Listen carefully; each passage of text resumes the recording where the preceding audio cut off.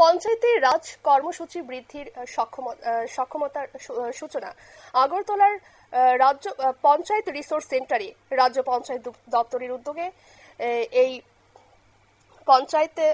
পঞ্চায়েতি রাজ্য সক্ষমতা বৃদ্ধির কর্মসূচির সূচনা হয় এবং এইখানে উপস্থিত ছিলেন মুখ্যমন্ত্রী ডক্টর মানিক সাহা, পঞ্চায়েত মন্ত্রী কিশোর বর্মা সহ অন্যান্যরা। এই রিসোর্স সেন্টার থেকে মুখ্যমন্ত্রী ডক্টর মানিক সাহা তিনি কি জানালেন শোনাবো। চলে আসবে এখানে গ্রাম পঞ্চায়েত ডেভেলপমেন্ট প্ল্যান, যাতে গ্রামের মানুষ নিজের উন্নয়ন প্রকল্পে সরাসরি যুক্ত হতে পারেন, এই কর্মসূচির মেইন উদ্দেশ্য, if I am not wrong.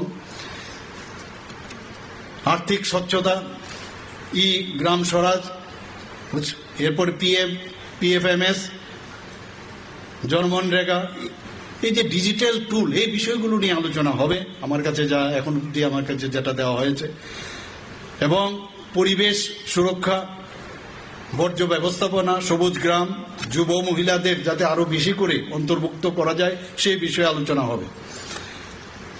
এবং ডিসেন্ট্রালাইজেশনের যে বিষয়, আমাদের সরকার বারবার বলছে ক্ষমতা আমাদের একদম অন্তিম ব্যক্তি পর্যন্ত আমাদের দিতে হবে, এবং আমাদের অন্তিম ব্যক্তি কি? এখানে অন্তিম ব্যক্তি হচ্ছে আমাদের গ্রাম। গ্রামের যারা ত্রিস্তরীয় পঞ্চায়েতে যারা কাজ করছেন তাদের কাছে ডিসেন্ট্রালাইজেশন অফ পাওয়ার দিতে হবে, কিন্তু পাওয়ারের ডিসেন্ট্রালাইজেশন যাতে না হয় সেদিকে আপনারা নিশ্চয়ই সেটা সজাগ থাকবেন। এবং তার উপর ভিত্তি করে আমরা যখন গ্রামে যাব, সারা রাজ্যের 65% থেকে 70% যদি গ্রাম হয়, অর্থাৎ রাজ্যের পুরোটাই যদি ধরা যায়, সেটা হচ্ছে গ্রাম। সেই জায়গার যদি উন্নয়ন হয়, সেখানে যদি পার্সেন্টেজের দিক দিয়ে আপনারা করছেন, কিন্তু আমি আবার বলবো যে আরো বেশি করে করতে হবে, তবেই আমরা যেটা এক ভারত শ্রেষ্ঠ ভারত, এক ত্রিপুরা শ্রেষ্ঠ ভারত, সেটাই আমাদের সম্ভব হবে।